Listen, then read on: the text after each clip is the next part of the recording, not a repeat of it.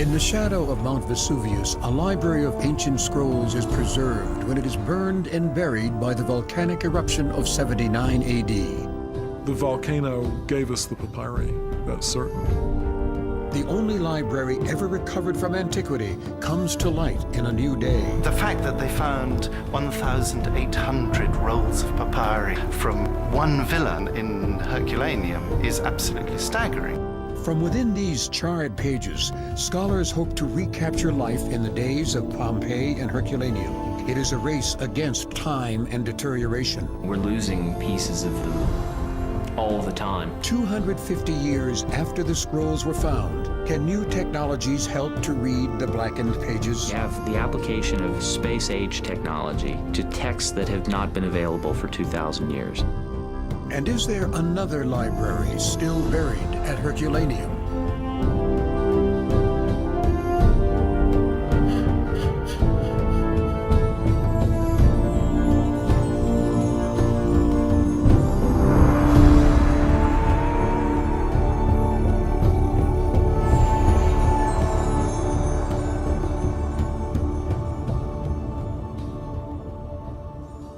At the National Library in Naples, Italy, scholars read from the pages of history's most fragile ancient library, scraps of papyrus transported through time by an unlikely set of circumstances.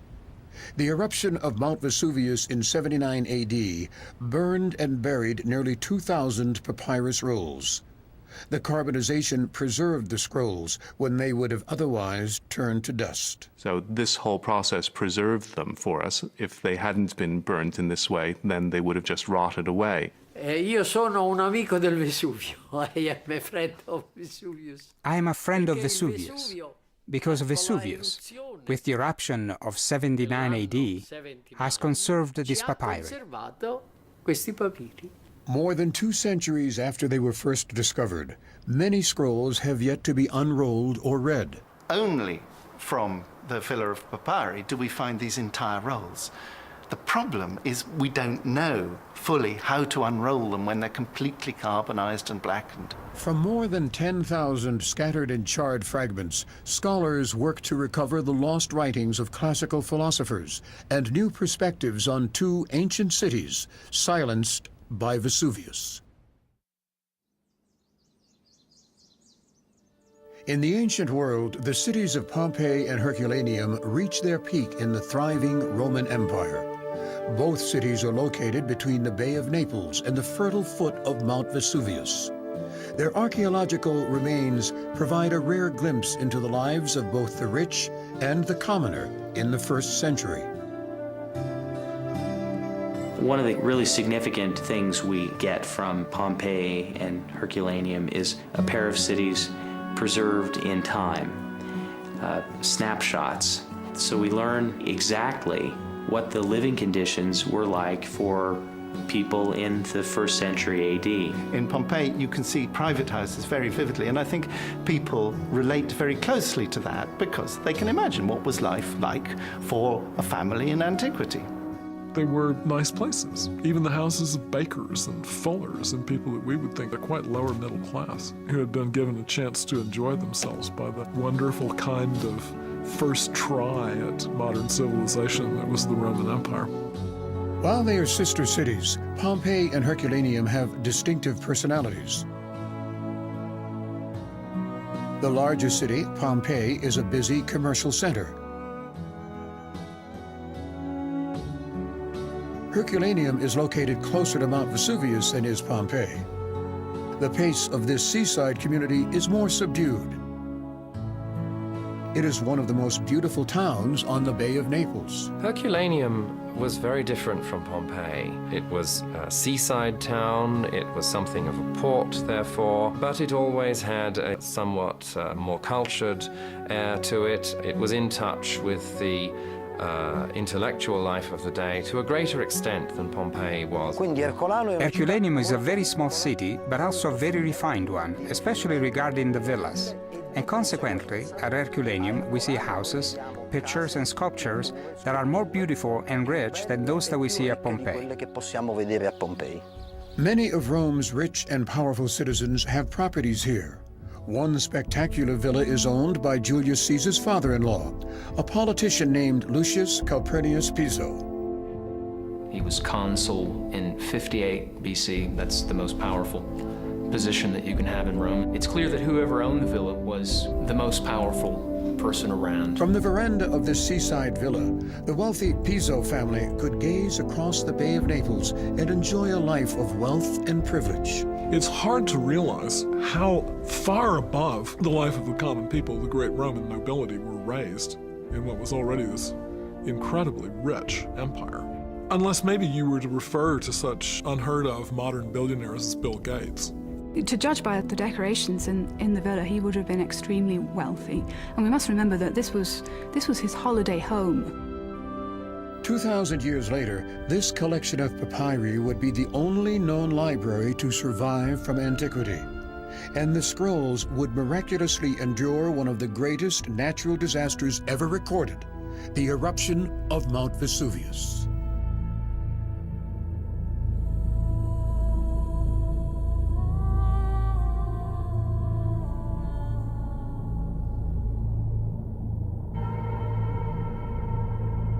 The horror of an August day in 79 AD is forever etched in the faces of the victims of Vesuvius. As the volcano explodes around midday, a witness records the scene as a dark cloud of ash stretches across the sky. And Pliny observed this strange mottled cloud, and this was the start of the eruption. Archaeology shows us what was actually going on in the cities at the foot of Vesuvius, and there it was absolutely dire. In the town of Pompeii, the town was being covered by ash and pumice. You can reconstruct in minute-by-minute detail their deaths, which were absolutely horrific. There is this long rain. The rain comes down of the lapilli for at least 12 hours, and it must be very choking, but it doesn't actually kill people. And they're all trying to find strategies for survival. Some of them get out of the city, some of them hide. People were choking and so on, but they were mostly able to escape. It was only the greedy ones who wanted to go back for their money and their valuables who tended to succumb. Because of their locations, the victims of Pompeii and Herculaneum meet very different ends. Pompeii is blanketed with falling ash. The ash conforms perfectly to its victims, preserving a nightmarish imprint of their deaths. Herculaneum's victims are enveloped by a cloud of gas, then skeletonized by a flow of hot mud. At a certain point, the volcano released a cloud of superheated gas and steam, which the volcanologists call a pyroclastic flow. This terribly hot mud mixed with gas, heated to around 325 degrees Celsius, that's 3 times above boiling point, came down and overwhelmed everything in Herculaneum, burying it in a depth probably of 70 feet. For many years, it was thought that all of Herculaneum's residents had escaped. But in the 1980s, hundreds of skeletons were found clustered near the shore. Certainly, people were trying to escape from Herculaneum by boat. Near the shoreline, hundreds of skeletons were found. So they didn't get out quickly enough. And then came the pyroclastic flow, and there's no getting away from that. It must have been a terrible end. The city of Herculaneum would remain buried for 1,700 years, its location forgotten as the modern city of Herculano is built above the site. But in 1709, a chance discovery reveals this perfectly preserved ancient city buried under volcanic material. The original discovery of the town of Herculaneum was made when someone was digging a well.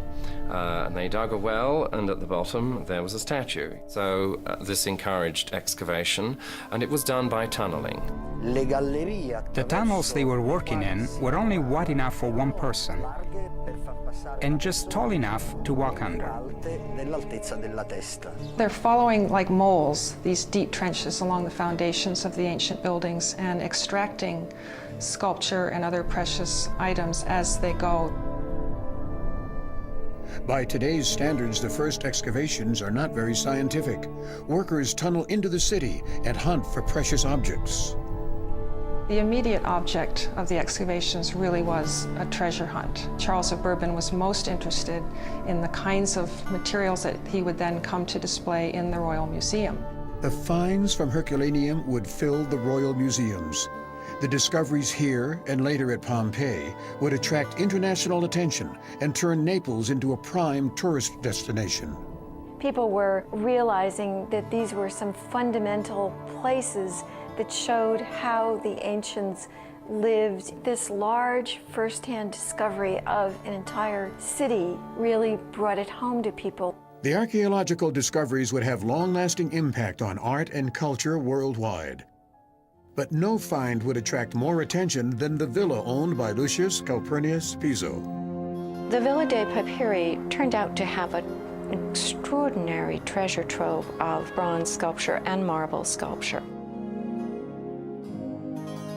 There's never been another Roman villa discovered that had a comparable amount of sculptural decoration.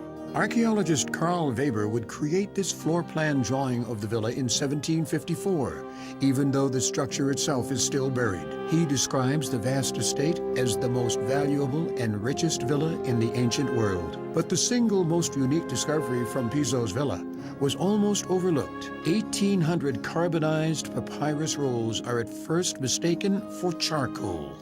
In 1752, they were working in the Villa of the Papyri and discovered these very mysterious objects, which appeared to be lumps of coal. They did not realize these were papyri. This is understandable, because the concept of a papyrus did not exist. They saw what looked like carbonized tree branches. We even know that the first 3 or 4 papyri were burned for heat. At first, it seems a number of them were thrown away or used perhaps as fuel on the fire. But at some point, somebody realized that there was writing on the insides of these lumps, and they understood that they were books. The fact that they found 1,800 rolls of papyri from one villa in Herculaneum is absolutely staggering. And of course, one of our great frustrations is that we cannot get back to ancient libraries. We can get back to medieval libraries because medieval documents survive, but everything from antiquity has been burnt, destroyed. The excavation supervisor notes that hundreds of scrolls are found scattered throughout the villa. He talks about bringing up a huge load of them, even too huge to carry himself. And he describes their nature. He says they're like lumps of charcoal. But Oxford scholar Dirk Obig says that the scrolls not only survived the heat of the Vesuvius eruption, they also were subjected to rain and other forces. well, these are papyrus rolls that they look just like they looked when they were dug out of the ground in 1752, when they were first mistaken for lumps of coal. They'd been smashed by the pressure of the volcanic rubble that lay on top of them. They also got wet in the rains that turned the ash into mud that filled the buildings, which made them shrink around the edges, producing a trapezoidal shape of the papyrus rather than a round cylinder. The discovery of the library at Herculaneum would attract international attention and anticipation. The news of this incredible discovery made its way around the learned centers of Europe very, very quickly. And so people had great hopes that you might find lost tragedies of the great playwrights of Greece. This was our first chance to reach directly into antiquity and try to pull something out. In Naples, King Carlo sees the scrolls as a way to boost his prestige internationally. It was good for the king's public image to have such a treasure in his own kingdom. Anybody who came to Naples after that time wanted to know, what's with the papyri? Can we see them? What can you learn from them? How many have been unrolled? But for all their promise and possibility, there is one serious problem. The carbonized scrolls are so fragile that they are nearly impossible to unroll. It would be years before the king's staff would successfully unroll even one. In the 18th century, the question of how to unroll the Herculaneum papyri presents a unique challenge for curators. These things were very difficult to unroll, and the first procedure that was followed was adopted by Camillo Paderni, a painter from Rome who had a very undistinguished background as far as antiquities were concerned. Paderni had a sort of rough and ready way of opening up papyri. That is, he took a knife to them. And one way which we know that he used was simply to take a large knife and cut through the papyrus rolls lengthwise, to cut them into two halves. You would then get two halves like this, wouldn't you? And he would expose layers of writing on the inside, running across, in fact, scraping off the damaged layers. And he crushed all the material in the middle, and then he just emptied that out onto his workbench, and he would continue doing that until he had got closer to the external part of the papyrus, and on that layer he could read a certain amount of continuous text. That is to say, he could see a certain number of letters which seemed to follow one after the other because he couldn't actually read Greek. Paderni was an ignorant brute. I think that's very clear. But he has the glory of having invented the technique of sawing them in half. As we're told, Paderni took for his butchery the best preserved papyri. It's really just incalculable to say what we will have lost. Visiting scientists, including the Prince of San Severo, come to Naples to test their own theories about unrolling the scrolls. This person thought that liquid mercury, because it seems so slippery and doesn't seem to move with friction through anything, would be able to slip in between the rolls of the papyrus and would therefore separate them cleanly. So he constructed a big box into which a papyrus roll was stood on its end, and he then filled the box from the top with liquid mercury. Well, this seemed like a good idea at the time, but when they opened up the box again, all they found was that the density of the mercury had simply pulverized this papyrus with nothing left but powder. There were other attempts made to unroll the papyri as well, often using chemical solvents. And the worst was Sir Humphrey Davy, the greatest chemist in England, who was absolutely sure that he was going to find some chemical compound that wouldn't reduce them to dust, and got as far as finding one that only broke them into fragments. He was even allowed to go to Naples in the 1820s and try his experiments, and after he'd reduced about 12 more scrolls to fragments, gave up. Facing criticism from all of Europe, the king eventually enlists help from the Vatican, which responds by sending a trained conservator to Naples. But Paderni does not welcome Antonio Piaggio's arrival. Piaggio basically thought that Paderni was a butcher. He kept talking about the slaughter that he had inflicted on these papyri. Father Piaggio was much more careful, much more sophisticated in his approach, and he was the one who devised the unrolling machine with which they could finally begin to unroll these works.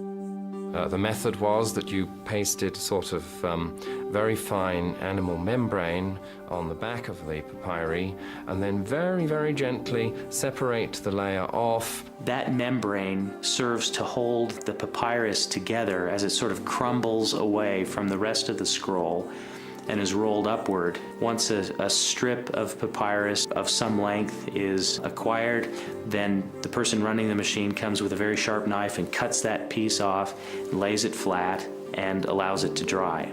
It's a very painstaking process because you had to continually find ways of supporting this papyrus so that it wouldn't disintegrate as it came off the roll. You had to find the leading edge of the papyrus, which was by no means an easy kind of thing to do. The method of unrolling the scrolls is very slow, painstaking work. The first papyrus, which was unrolled, took 4 years to unroll, proceeding at a rate of millimeters per day. By the end of the century, only a handful of scrolls have been unrolled.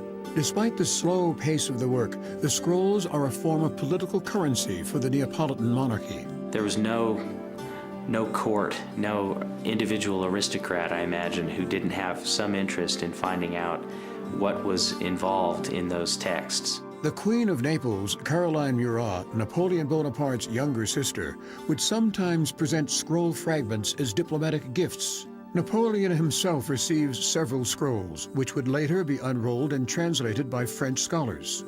Through a series of sometimes strange trades, papyrus rolls would end up in Berlin, Copenhagen, and other European cities. One of the most interesting anecdotes told about the trafficking in Herculaneum papyri is the exchange, or we should say alleged exchange, of 18 kangaroos for 18 scrolls of papyrus. They were presented to the Prince Regent in the early 19th century by the King of Naples, and he gave 18 of these rolls to the Prince Regent, and in return he received 18 fully grown kangaroos. So that's the exchange rate, 1 papyrus per kangaroo. Contemporary sources treat this incident as if it is, in fact, something rather scandalous. One of the sources includes the detail that the kangaroos were deformed, as if it somehow cheapens the deal. Eventually, several scrolls and an important set of drawings related to the papyri would end up at Oxford University. In 1802, the Prince of Wales sends the Reverend John Hayter to Naples to work on the scrolls. It was the biggest piece of luck these papyri ever had that this man came there, and he got fascinated with the technique of opening the papyri and opened up the 500 or 600 scrolls that form the basis of our collection and our reading today. And Hayter stayed there for a number of years, and the work proceeded much more rapidly under his care. Hayter makes careful drawings of each scroll fragment as it is opened. And in 1808, the army of Napoleon came, and the royal family fled. And Hayter fled with all his drawings he'd made. There was some sort of scandal, I think. He took with him the drawings which had been made, and they now reside in the Bodleian Museum at Oxford. Today, the Hayter facsimiles are an important resource for papyrologists because they document how the scrolls looked when they were first opened. And they're a principal resource for reconstructing the text because he saw lots of things that aren't there now. In the 2 centuries since the scrolls were found, no easy system has been developed for unrolling them. The most recent innovation, known as the Oslo method, uses special glues to stabilize the scroll fragments and minimize damage during unrolling. It involves applying a mixture of acetic acid and gelatin with brush strokes onto the outside of a scroll. And then when that dries, it forms a very fragile but cohesive shell. When the shell comes off, the interior layer of that piece is revealed on which the text is recorded. The problem with doing that is every time it's a little bit is peeled off, the papyrus breaks slightly, and you can see a break about every centimeter or so where they've pulled a little bit more off and then a little bit more off. It remains glued to the rice paper, but from a conservation point of view, you've actually destroyed a bit of papyrus every time it breaks, and over a period of time, that's where the papyrus will wear. Those who work to read and publish the thousands of fragments now stored in Naples face unusual challenges making sense of the carbonized and crushed papyri. Well, I suppose they look like toast. They are brown, dark brown, bits of them are sort of greyish, very broken, fragmentary surface. And then against that, you can see a kind of shinier grey ink. That's what we're looking for, of course, is this ink. The surface is not at all flat. There are ridges in it, which come from the papyrus having been rolled up and then squashed. It was like flattening out a potato chip. Papyrus is a little thicker than potato chips, but it's nearly as brittle. You can't sit at a table, put the papyrus flat on that table, look through the microscope, and you'll see everything. You have to keep on moving it constantly, trying to get exactly the right angle at which the ink shows up. Sometimes what's happened is that part of one layer has come apart from the layer to which it belongs, and that piece of papyrus has become attached to the wrong layer. When this papyrus came unrolled, like many of the Herculaneum papyri, the layers stuck to each other, and when you're reading the papyrus, sometimes almost imperceptibly, you find that you're reading text that belongs on a different part of the papyrus, and you can hardly even see that the layers have stuck to each other. a typical publication of a scroll fragment will be full of holes. Patient scholars work on an elaborate puzzle trying to fill in text that others may have missed. One feels kind of desperate having 75% or 35% of a text, but the conditions are such that you can't read it all. And this is what drives scholars on. I never think of this as a hideous work. It's almost addictive, really. What you find when you're in Naples reading the papyrus is that you're angry every time you have to leave the officina because it's closing. After I've worked on the papyri all day, when I go to sleep, I will frequently have letters dancing in front of my eyes. There's no doubt of this. Despite the efforts of scholars over 250 years, some scrolls have revealed little or no text and have not been identified or published. In 1969, Professor Marcello Giganti launches a renewed international effort to read and publish the papyri. And from the very beginning, I wanted international collaboration. Dal primo momento. At a conference in 1999, Giganti meets an American team that is using new imaging technology to read burned manuscripts. He invites the team to Naples, but they are initially discouraged by the poor condition of the papyri. When I looked at them first, I thought, well, this is the destructive power of a volcano. They look in the worst shape of any papyri I've ever seen. When they arrive at the National Library, Steve and Susan Boris of Brigham Young University set out to see if the new technology, called multispectral imaging, can reveal any new text on the blackened papyri. They quickly determined that the technology makes it possible to isolate the text from the carbonized background. You've got black ink on black papyri. But each one of those have different reflective characteristics. While the eye sees black ink and black papyrus, multispectral imaging is based on reflectivity. Because the ink and the papyrus reflect light differently, they can be easily distinguished from each other, especially in the infrared spectrum. In the infrared region, we have a different set of responses, and so what we see as black paper may appear light gray in the infrared region, and the ink will appear black, and so we see now black on a gray background. We photograph that and it's easy to read. Here we have a scorzy fragment, which is an outer layer of a scroll. You can see evidence of the writing with the unaided eye. This fragment right now is being shown in a visible light filter. It's about 500 nanometers. There's really no evidence that there's writing at all. Now we're about 700 nanometers. Start the camera back up. Reduce the light. We're starting to see a little bit of text in here. I'm going to focus it again.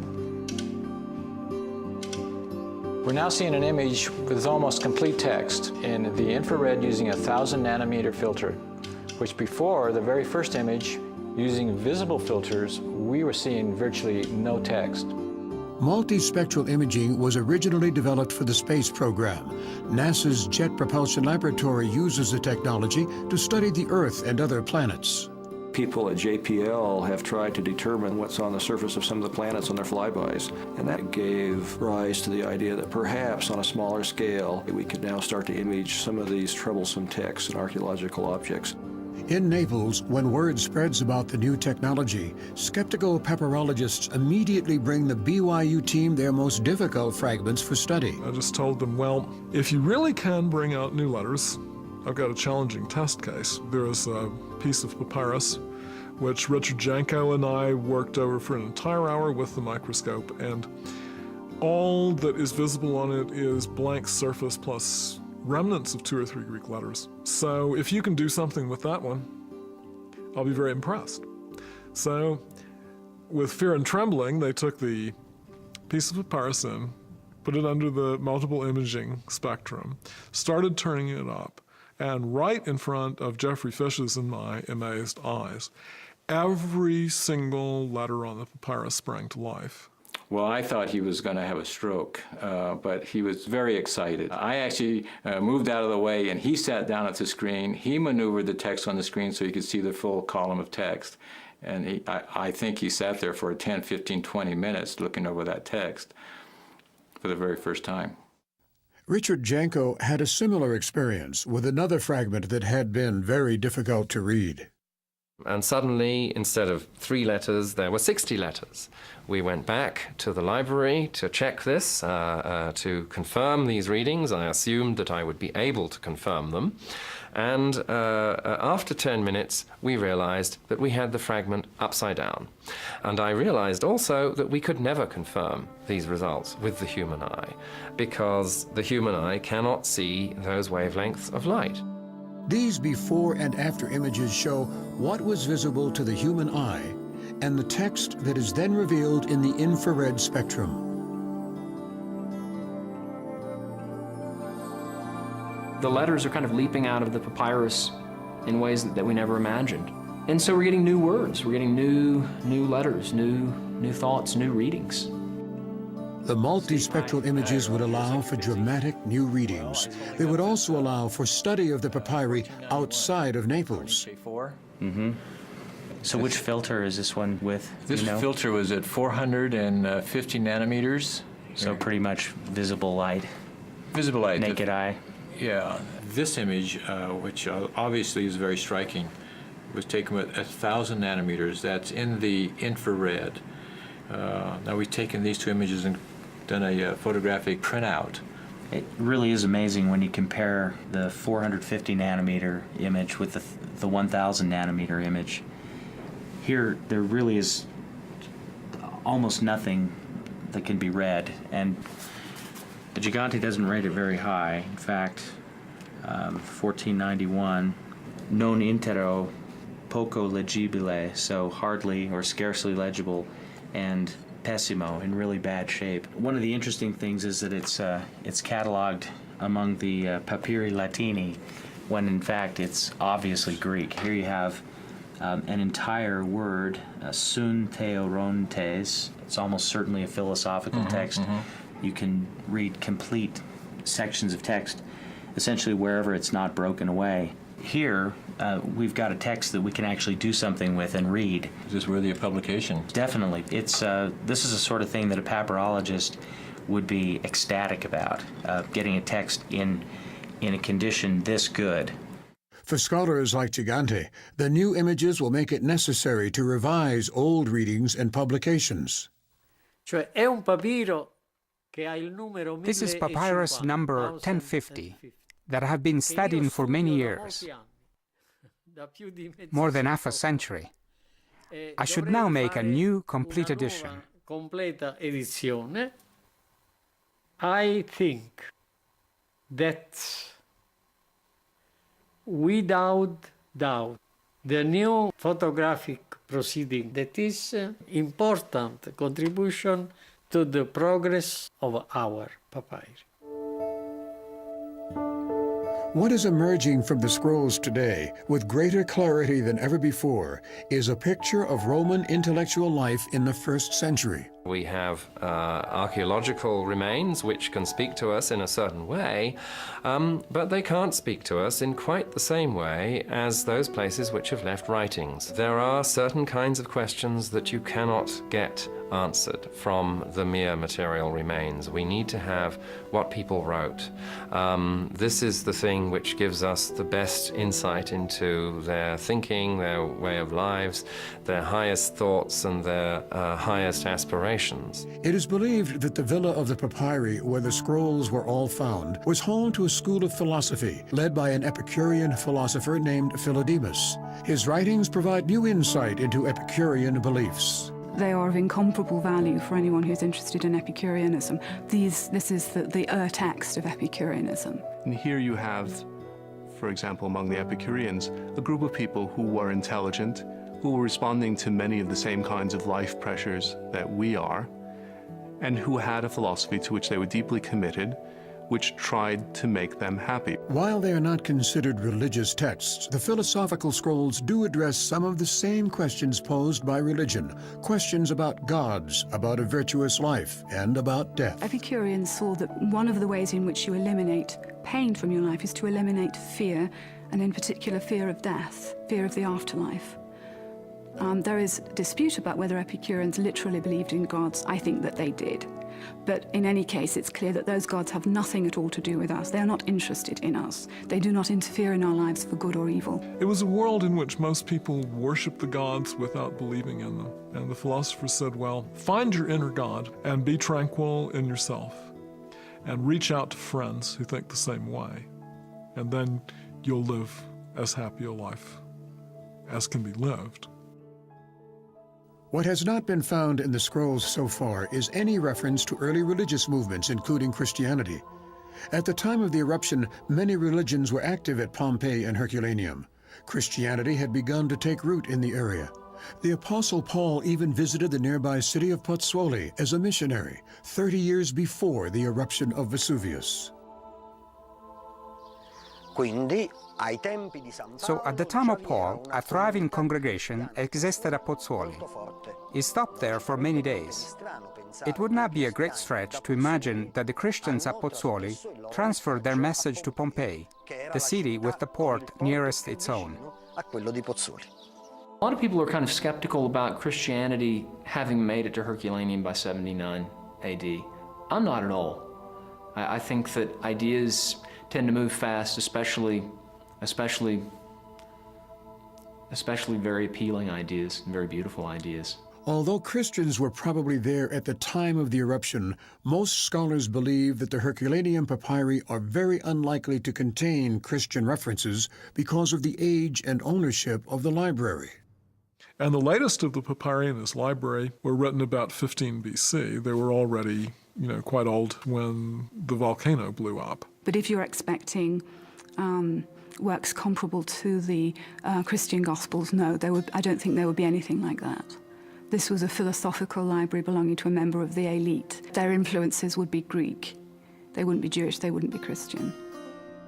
But because all of the scrolls have not been read, it is possible that other religious references may yet be found. What may still be hidden here is a subject of great speculation for scholars, who, like their 18th century predecessors, hold out hope for new texts and more prominent authors. Well, people were aware, of course, that vast quantities of what might be considered the best of ancient literature had been lost. And so people had great hopes for this, that you might find lost tragedies of the great playwrights of Greece, or that you might find the lost books of the historian Livy, and that you would discover all the things that people had come to admire the remnants of in the Renaissance. People asked me, are we going to find some Aristotle? And I think it's very unlikely that we would find a full text of an Aristotle or a Plato, but the habit of the school was to read passages from other philosophers and discuss them, and consequently it isn't impossible that we get big passages from greater philosophers still. The unread scrolls might also provide more literature by women, like the poet Sappho, whose writings rarely survive from antiquity. We have already some quotations of Sappho in some of the philosophical writings, but they're limited in extent. Rather little was written by women in antiquity, but we would be very lucky indeed to find their writings. This was something which most women did not have the leisure or the means or the education to do. Despite all that has been reclaimed from Vesuvius, there is a sense among scholars that the current collection is incomplete, that there may be something more, perhaps another entire library still buried at Herculaneum. I can't believe that there wasn't another library with lost plays of Sophocles and Aeschylus, with maybe rolls of lyric poetry that we don't have, rolls of beautiful poetry. In the 18th century, excavations at the Villa of the Papyri were abandoned because of poisonous gases in the tunnels. When he rediscovered the villa in the 20th century, archaeologist Antonio de Simone hoped to excavate the entire structure. At the time, he didn't realize just how much the first excavations had missed. It would be a major undertaking to bring to light just one part of the villa, which was buried under the modern city of Herculano. We are in the Villa of the Papyri, and this is the arcade outside the atrium. This point offered the best panoramic view. We have to imagine that this mosaic-decorated floor was part of a hallway and a great balcony that faced the Gulf of Naples.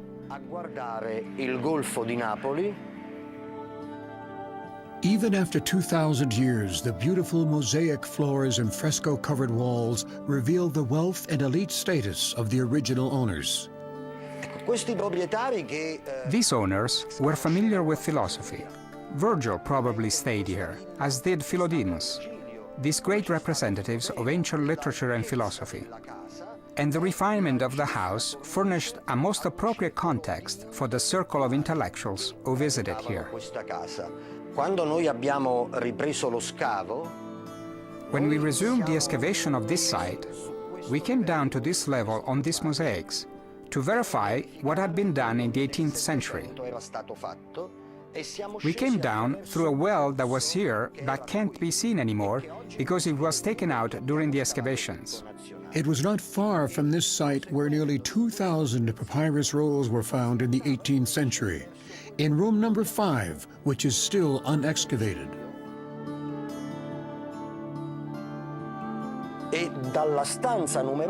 And from room number 5, along this trajectory, were found the nearly 2,000 papyri that are now kept in the National Library in Naples. But De Simone says the discovery of the papyri was unusual. The library was not intact. Scrolls were found scattered along the floor. He believes that when Vesuvius erupted, the papyri were being moved to safety. In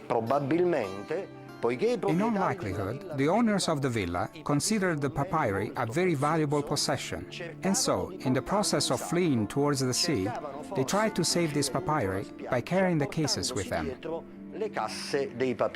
If an effort was being made to move the papyri in the course of the few days in which the eruption took place, then the papyri might then have been transported to a more distant part of the villa or the villa grounds. It's possible that if you find the way in which they would have got out of the house and the way in which they would have got down to the sea from the house, that there might be other traveling boxes, for example, that would be found along that route. Many scholars agree that there may be other papyri found in locations throughout the villa. If you're asking, are there going to be more texts discovered? Well, yes, I'd say probably there are a lot more still buried. And if there was a main library, then the chances are it could well still be there. In 1996, the prospect of finding another library here increases when De Simone makes a startling discovery. He determines that the original villa of the papyri was at least 3 stories tall, but only the top level has ever been excavated or explored. Here we are on the lower level, just below the public area of the villa. As you can see, it's an impressive facade, well constructed. This level was made up of living quarters, not for the servants, but for the masters of the house. A rare glimpse inside this room reveals beautiful frescoes and mosaics.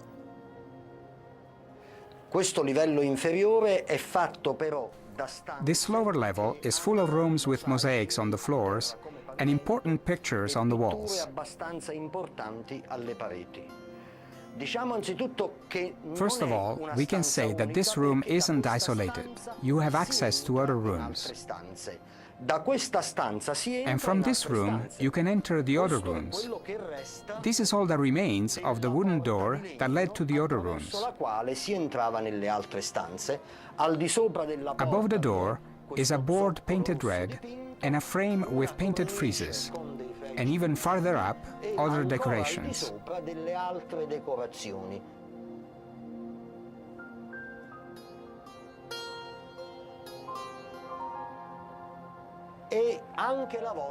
The vault is decorated as well.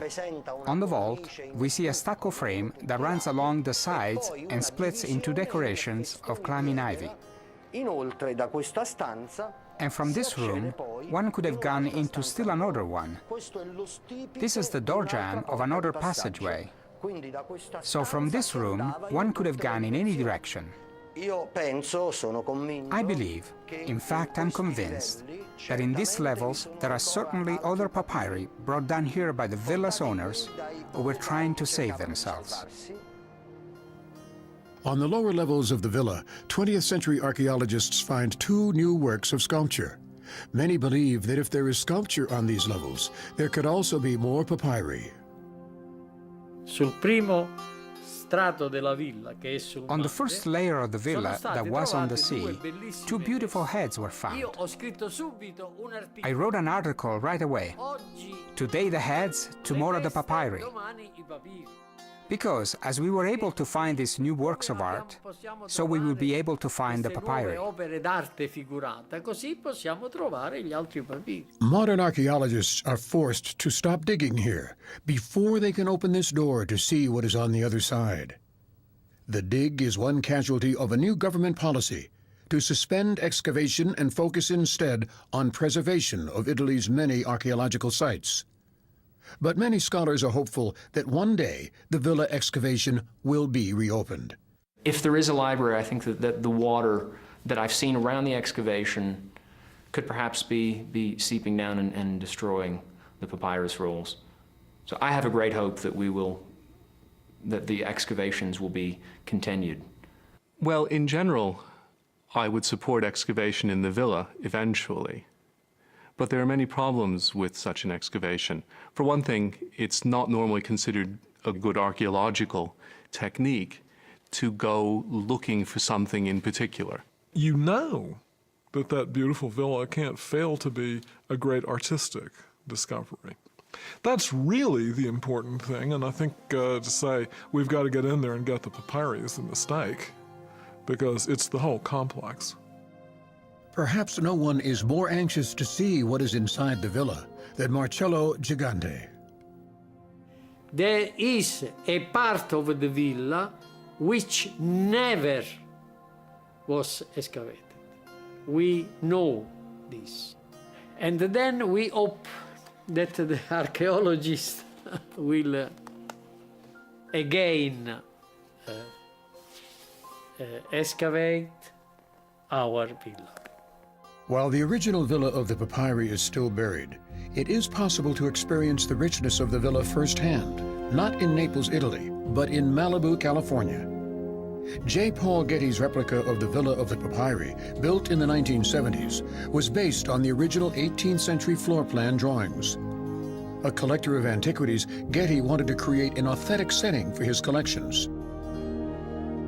He said, I wanted to build a building that was the kind of place in which the objects would originally have been displayed, so that people could really appreciate them in something analogous to their original context. It does give people a very good sense of what a Roman luxury villa was like. This mosaic floor is a replica of the first pavements found in the Villa of the Papyri in the 18th century. The Getty Villa succeeded in capturing the grandeur of the original Villa of the Papyri at Herculaneum.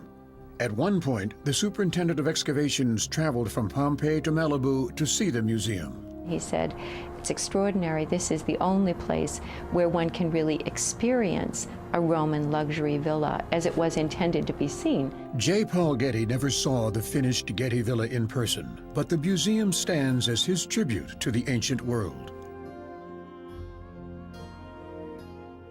Today at Herculaneum, the debate continues about the future of the original Villa of the Papyri. Most archaeologists agree that it is more important to preserve what has already been excavated here than to expose new parts of the site. We simply don't have very good techniques in many cases for conserving these objects. In fact, the situation around there is so disastrous that many things which we could preserve aren't being preserved simply because we don't have the money and the people to do it. Everything is in a critical condition. Wherever you go, you see the appalling difficulty of maintaining what has been excavated. You can look at the bits that were excavated in the 18th century, and they're reduced effectively to bare walls, to rubble. You can't see any frescoes. If there are any mosaics, they've long since been overgrown by vegetation and so on. And essentially, it's lost apart from the very bare bones, the skeleton. The few excavations that are active today at Pompeii are different from those in the 18th century. They focus on the pre-Roman history of the city. There is very little pressure or interest in exposing new parts of the city because of the problem of maintaining and preserving the rest of it. Take this out carefully here. It makes when you get into here, you can't do more than just try and... Everything that hasn't been actually restored within the last 10 years needs restoration now. And that is why there's so much worry about doing new excavation.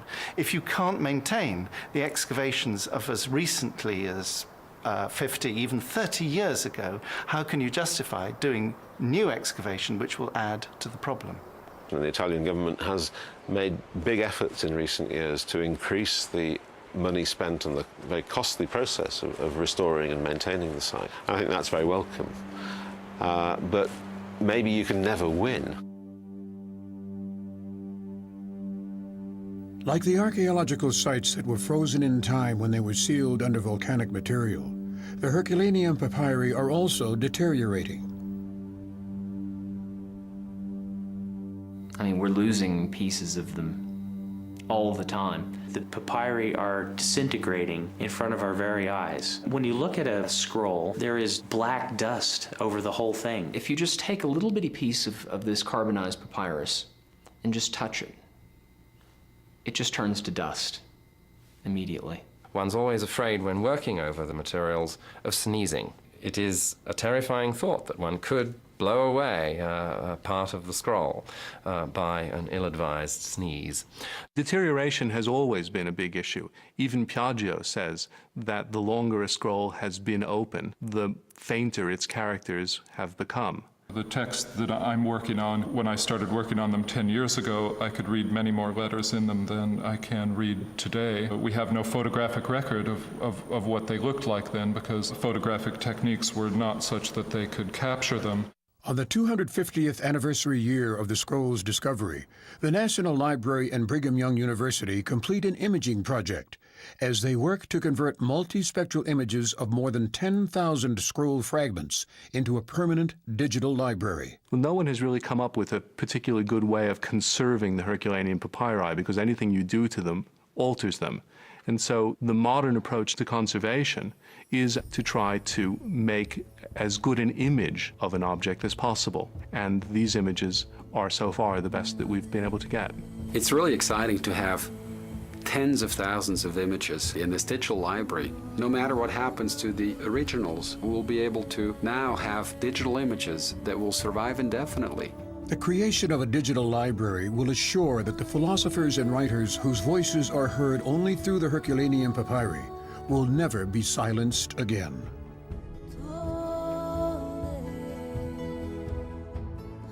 Mount Vesuvius looms over cities ancient and modern here on the Bay of Naples. The active volcano is a constant reminder of an ancient tragedy. I'm always struck by just how close Vesuvius is. It's always looming up on the horizon. You can't forget that it's there. And I suppose the people who live there, perhaps they did forget that it was there and they couldn't believe what was happening. For visitors here, there is always a sense of the people who lived in these spaces and built these cities. I would like to feel ghosts of antiquity rather more strongly and not less strongly. In a sense, what I want to do is feel their presence here and how did they use these spaces that we see. You can see the moment of death very vividly, but in a sense what I want is not the moment of death, it's getting behind that to the life, the many moments of life behind that. And it is here, the traces are here, and it requires a patient effort of historical imagination to put those traces together and recapture ancient life. The Herculaneum papyri alone reveal the people's thoughts and daily lives in the days before Vesuvius swallowed up these ancient cities. It makes me sad that that kind of a tragedy was what froze Herculaneum so that we can read these texts. I love to imagine Philodemus reading these things to people like Virgil. I love putting myself back there in the villa.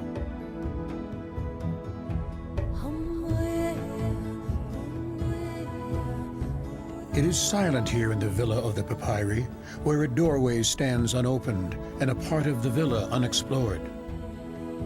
The scholars who study the Herculaneum papyri recognize that the work has its own timetable.